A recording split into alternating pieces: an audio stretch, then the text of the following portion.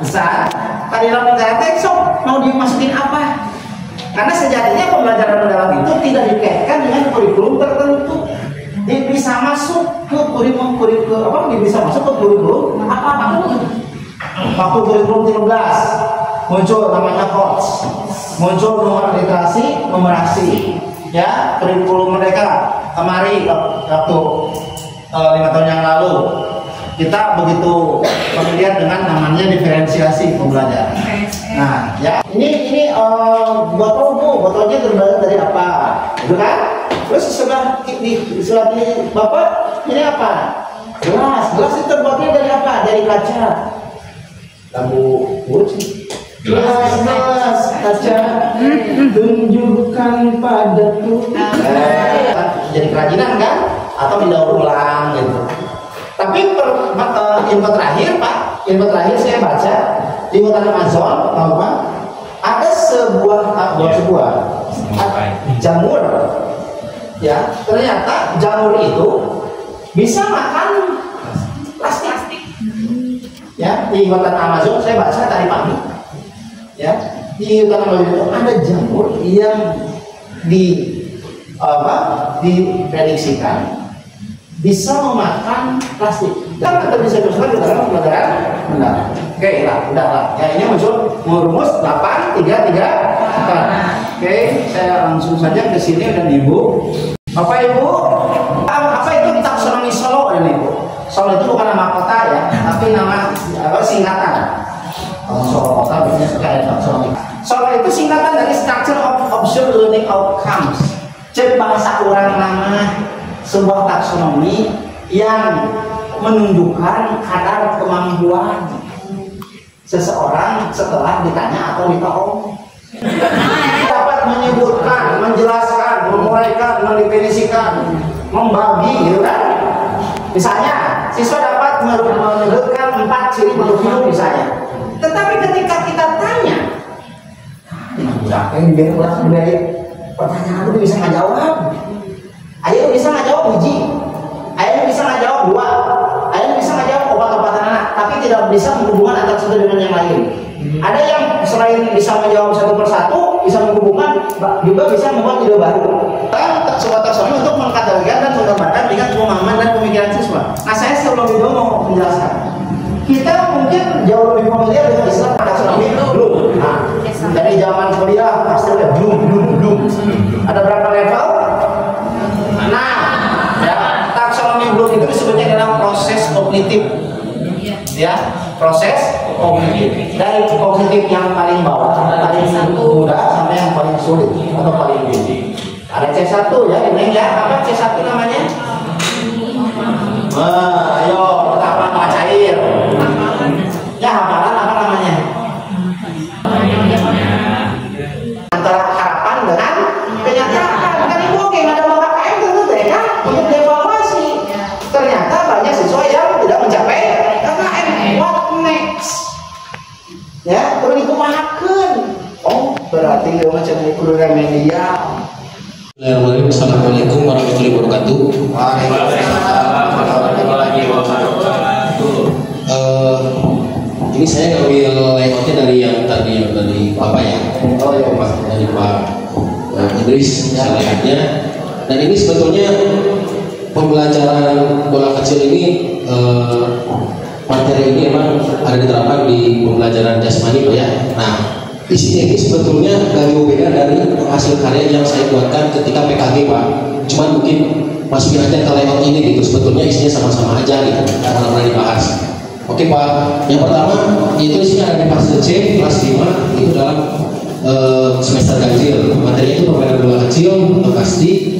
Ini dalam jumlahnya 1 kali pertemuan ya. 4 kali 30 menit. Perjurusannya yaitu kemandirian dan kolaborasi. Kenapa kemandirian? Karena di penting ya dalam pembelajaran PJOK itu anak-anak harus mandiri ya, mandiri dalam melakukan kegiatannya tanpa harus malu-malu gitu misalnya untuk anaknya sendiri. Nah untuk kolaborasi otomatis dalam permainan kasih ini kan ada permainan bergu. Nah itu harus berkolaborasi antar tim gitu ya. Oke, di sini sumbernya yaitu buku paket dan ada di internet. ada satu lagi ChatGPT mungkin yang belum dimasukin. Mereka buku pelajarannya itu ada ceramah, tanya jawab, diskusi dan demonstrasi. Oke Pak Anto, nah di sini disampaikan buku pelajaran ini yaitu pada fase itu sendiri mampu memahami, mempraktikkan dan menerapkan keterampilan dasar bermain kasih secara sportif serta menunjukkan sikap kerjasama, disiplin dan tanggung jawab, menangkap, mengumpul dan berlari. Ini poin penting sininya. Yang tujuannya yaitu melalui analisis permainan secara berkelompok, sendiri dapat mempraktikkan keterampilan gerak dasar berkasti, melempar, latihan bertahap, siswa mempraktikkan tiap pergerakan bergiliran, saling memberi umpan balik yang sederhana atau disebutkan unistruktural, yaitu permainan kasti mini regu kecil dalam lapangan disesuaikan. Dan IPAS ACC kelas 5 semester 1. Materinya tentang organ tubuh manusia dan fungsinya. Jumlah pertemuan kira-kira 2 kali 35 menit. Profil lulusannya ada penalaran kritis, kewargaan, kemandirian, dan kolaborasi. Sumber belajarnya ada buku IPAS kelas 5, kemudian ada video organ tubuh manusia lewat YouTube, kemudian ada alat bahan eksperimen sederhana dan lingkungan sekitar. Untuk media pembelajarannya ada gambar organ tubuh manusia dan videonya. Metode pembelajarannya ada diskusi kelompok, eksperimen sederhana, presentasi, hasil diskusi, refleksi. Assalamualaikum warahmatullahi wabarakatuh. Ini adalah materi ajarnya, yaitu pendidikan Pancasila dalam keseharianku. Karena kita kan masih di awal tahun ajaran baru ya, jadi pelajaran Pancasilanya masih berhubungan dengan nilai-nilai Pancasila dalam kehidupan sehari-hari.